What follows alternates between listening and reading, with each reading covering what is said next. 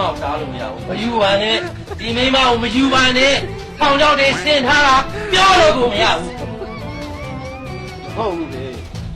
ရေပြောတော့အဲ့ဒီစီလုံးဝမလို့ကျတော့အမလို့ကျင်မလာနဲ့တော့ဘောကစားကောင်းနေနဲ့အခုလိုချင်သွားပြီဟာမင်းတို့မျိုးပဲ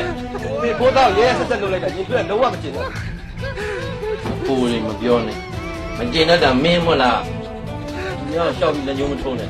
ဒီပစ္စည်းတွေမင်းလိုချင်နေတာမလားမိမကိုလှုပ်ပြီးတော့ယူခိုင်းတယ်ဒီကမပေးတော့ဟိုကောင်လှုပ်လိုက်တယ်နားနဲ့ရောက်လာတယ်အဖေကျွန်တော်တို့တကယ်မချစ်ဘူးဆိုတော့ကျွန်တော်သိတယ်ဒီကျန်တဲ့နာလေးကြိုက်တာလည်းအဖေသူများပေါ်မှာညစ်ပတ်ခဲ့တာခွဲပြက်နေကျွန်တော်သိတယ်မင်းပြောလို့သိတာမလားကျွန်တော်သိနေမယ်အဖေကိုကျင်တော့ကျွန်တော်ဘာမှမသိသလိုနေခဲ့တာဟုတ်လို့ပြုံးလေမင်းကဘာလို့ပြောက်သွားလဲ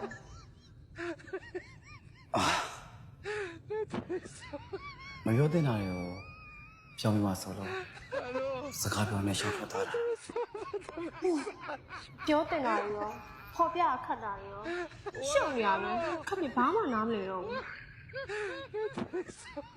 ဒီချက်တယ်ကောင်းမြတ်ဝင်နေတဲ့ချက်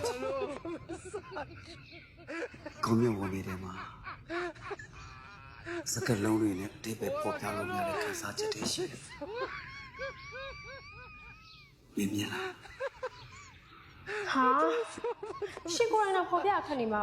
ခတ်တာဘယ်လိုလုပ်သိမှာလဲမပြောတင်တော့ခေါ်ပြခတ်နေတာမရှုံနေရပဲ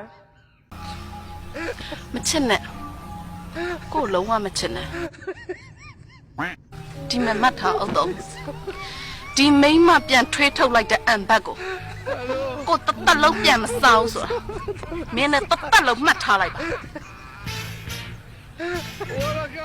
ဒီစကားတွေရက်ဆက်လိုက်တယ်ငါအံဘတ်ဆိုထိုးကျွေးခဲ့တာမင်းပဲလေမင်းရဲ့အညိုးတွေမင်းရဲ့အမုန်းတွေအတွက်